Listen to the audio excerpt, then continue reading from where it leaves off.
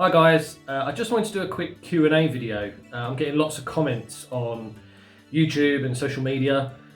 So basically I'm recording this video to answer kind of the most asked questions. Firstly, thank you for everyone that has watched it and subscribed to the channel, that sends me lovely comments and questions. Really do appreciate it. Some of my videos have had, I think 1,300 plays now, which is, it's mad. I didn't think anyone would really care, but I really appreciate it. So first question.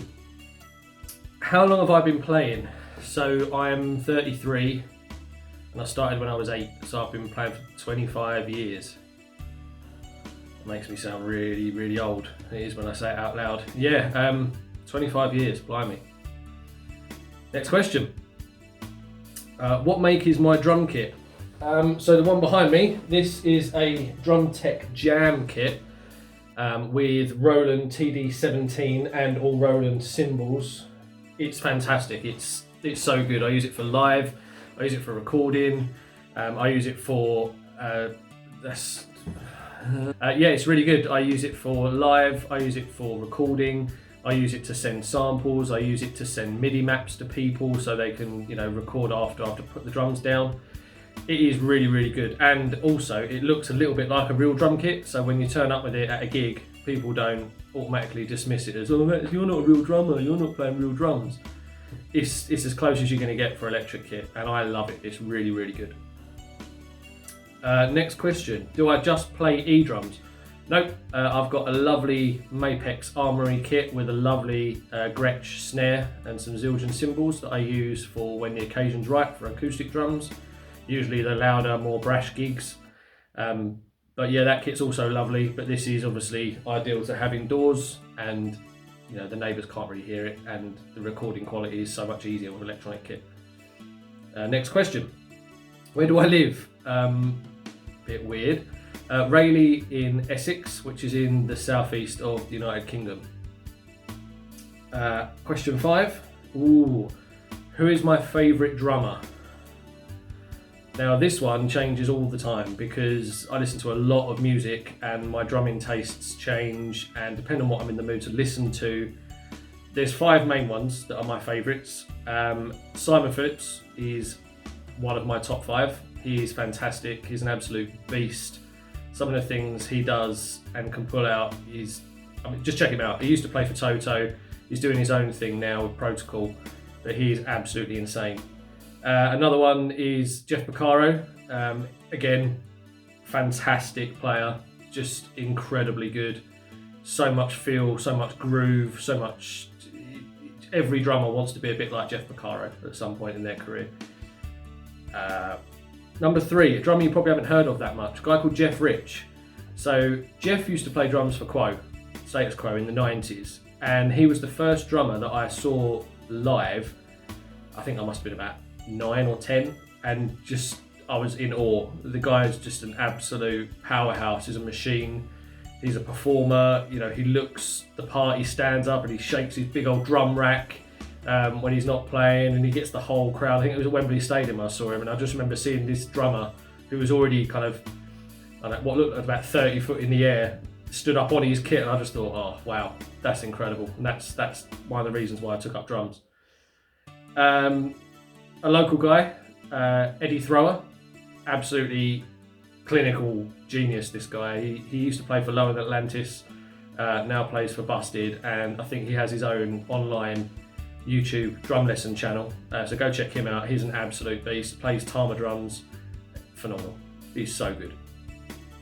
And the last one, Travis Barker. So I'm sure most drummers have liked Travis or wanted to be the next Travis at some point in their career. I know I have, but honestly, if it wasn't for Travis, I don't think I would have been able to have got my right foot doing doubles as quickly as I can now, because I spent months and months and months practicing how to go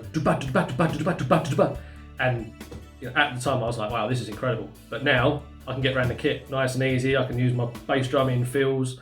Yeah, so Travis, again, fantastic drummer. I was really lucky to actually own an Orange County drum kit before they stopped being made. The guy's endorsed and uses them all the time, and that was the kit I had to have, and I was lucky enough to get one at one point. I'll put a picture in if I can find it. But yeah, Travis is up there, one of my faves. The next question. Am I in a studio? No, I'm in my house. My lounge is through there with my Christmas tree and my sofa and my telly, and I'm not in a studio. I'm not that rich. I wish I had a studio, that'd be lovely, but I'm actually out in my kind of conservatory at the moment. So that's where I record all my content, but no, I'm not in a studio. Do I drum for a living? No, I don't. I used to, years ago. I have a full-time job. Before COVID, used to work up in London full-time, and I used to gig Friday night, Saturday nights, the odd Sunday. But no, I used to be full-time. I used to be a primary school music teacher Monday to Friday, and then work Friday night, Saturday night, Sunday night, which was absolute killer. Going to Liverpool straight after work, bearing in mind I'm down south, going to Liverpool on a Friday, driving home through the night, 5, 6, 7 hour drive depending on traffic, getting back, wake up the next morning, now you're in Truro in Cornwall. It was absolute killer, and the guys I used to do it with, were absolute beasts, machines. They managed to, all chip in with driving and lugging gear about, but no. I did do it full time. Obviously music was a big part of my life, but I decided that it wasn't sturdy enough for a source of income. Anything could happen. Look at COVID. COVID has come along, and all of a sudden there's hundreds of thousands of unemployed artists, musicians, actors. I wanted to get a house and settle down and get married and that kind of stuff, and I didn't feel that it was the right thing to do in order to have a secure income. It's still a massive part of my life now. I'm playing all the time. I play, before COVID obviously, I'm probably doing between 60 and 70 shows a year, gigs a year, which for me is plenty. It's extra income. It keeps me playing, keeps me fresh. I'm playing with different people all the time. I dep quite regularly, I record quite regularly.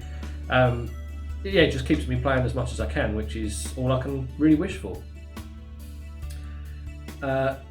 Do I record all my drum takes in one go? So this is a yes and no answer. Yes, I record all my stuff in one go. Everything that's on my YouTube channel is a one take. So I start the song, I play the drums, if I mess up, I delete the footage, I start again. This works very well most of the time. There have been a few instances where I've recorded about 95% of the song, and then right at the end, a cymbal hit doesn't work, or it chokes, or something like that. So I have to start again. I can't be bothered to sit there and go, I need to copy and paste a cymbal in there. No, that's better. No, can't bother. If it goes wrong at any point, stop and start again. But think of it as if I'm playing live. I can't go back and change it. If I play it, I can't go back and go, sorry everyone, it should have been a flam. Damn. So no, what I do is what I do, and if it goes wrong, I start again. So yeah, sometimes that sucks because you'll get right the way to the end of a song and then it goes wrong. What are you going to do? Next question. Do I use any software for drum samples? No, I don't use any software for drum samples. It's everything that comes straight off the Roland TD17 Brain. I do have the Drum-tec Live Snares edition that come with the kit when I bought it. So basically they, before sending me the kit, sent me a little SD card with some live snares. So that doesn't mean that necessarily it's a sample, but when I play the snare, it sounds like one of their pre-recorded, I think I use a Tama snare in most of my recordings, rather than just one of the Roland stock snares. I mean, there's nothing wrong with them, but the live snares are live snares, so it just sounds a little bit more clear. I'm actually going to do a video about the breakdown of my kit, because I get a lot of questions about what specifically am I playing, what are the drums, what are the sizes, what samples do I use, what sounds do I use, what cymbals do I use. So I'm going to actually do a separate video going through all of the different parts of my drum kit. Are you sure you don't use beat mapping? Definitely not. I record everything to the Roland TD17, to the SD card. I then take that file and put it straight into iMovie. For those of you that use iMovie, you'll know that it's not the most sophisticated video software, but it does the job. And in iMovie, there is no function for me to be able to switch my beat, move it forward, move it back, move a snare, move a hi-hat, move a crack. It doesn't do it. It's just volume, up, down, fade in, fade out. That's it. That's why, as I said in one of the other questions, if it goes wrong, I start again, because I know I can't, and I know I don't really want to edit it, because it can't work, and it doesn't work that well for me. So no, I don't use beat mapping. I think that you can use beat mapping in things like Logic, but then you have to use MIDI via USB, and I don't have the means to do that. What gear do you use to record your videos? So again, I'm going to do a separate video on how I actually physically record the video, but effectively what I use is 2 cameras, which are just phones, 2 Samsung phones. Obviously use my drum kit. I use an SD card. I keep doing that for SD card, I don't know why. Use an SD card to record the drums recording, so just the drums. And I use a tablet, or you can use any type of tablet that has Bluetooth, and I Bluetooth my tablet to my drum module, and I find a track off YouTube with drums already removed. I don't do that myself, I don't know how, but there's loads on YouTube that you can use. So yeah, just find a track you want to use, sync it up to your drum module, press play on your tablet, and hopefully the track without the drums should sound in your headphones or in your amplifier. From there, you then record the drums and just the drums onto the SD card, and I then put everything together on iMovie. But I'll do a quick video demonstrating how I do it and how I match it all up. One last video, am I tempted to use any drum software? I've recently got hold of Stephen Slate Drums 5.5. I think it's 5.5, the most recent one. It was on offer, so I thought I'd go for a plunge. So I have thought about using it, but I haven't yet. So it might happen, but not in the near future, because I haven't got the time to sit and try and work it all out. Although I was having to play around with it and just using some of their default beats and stuff, and it sounds killer. It sounds so good. If I can make my drums recordings sound like that using their pre-recorded samples, it's going to be a game changer, because they sound phenomenal. So yeah, that's all the questions that I've had that I've got multiple requests for. If you've got any more, please comment down below. Please like, subscribe to my channel. I hope you've enjoyed it. I hope you found it fun and something to do. If not, you've only wasted 13 minutes of your life. But yeah, thank you very much. Look out for my other videos and take care. Cheers.